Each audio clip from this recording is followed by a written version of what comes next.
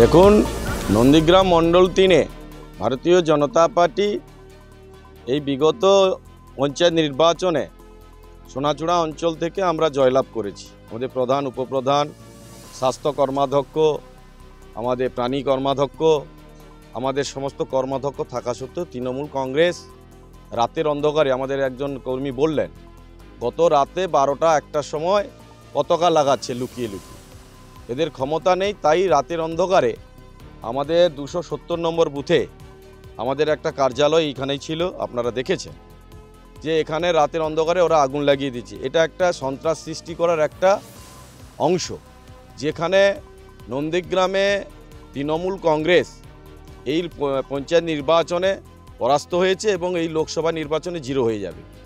যাতে না জিরো হয়ে যায় তার জন্য সন্ত্রাস সৃষ্টি করার একটা পুলিশ লাগিয়ে যেমন করছে, এখন দিনের পর দিন আমাদের ভারতীয় জনতা পার্টি কার্যকর্তাকে অ্যারেস্ট করছে, এটা একটা পদ্ধতি।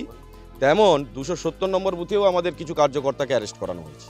আমাদের একটা আবেদন পুলিশের কাছে ভারতীয় জনতা পার্টির পক্ষ থেকে, নন্দীগ্রাম মণ্ডল 3-এর পক্ষ থেকে, যে যারা দোষীদের একদম 24 ঘন্টার মধ্যে তাদেরকে অ্যারেস্ট করতে হবে।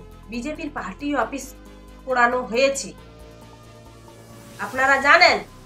সোনাচূড়া অঞ্চল বিজেপির ক্ষমতায় রয়েছে এবং 270 নম্বর বুথে তৃণমূল কংগ্রেসের কোনো পঞ্চায়েত মেম্বার ওখানে নেই, বিজেপি পঞ্চায়েত মেম্বার রয়েছে।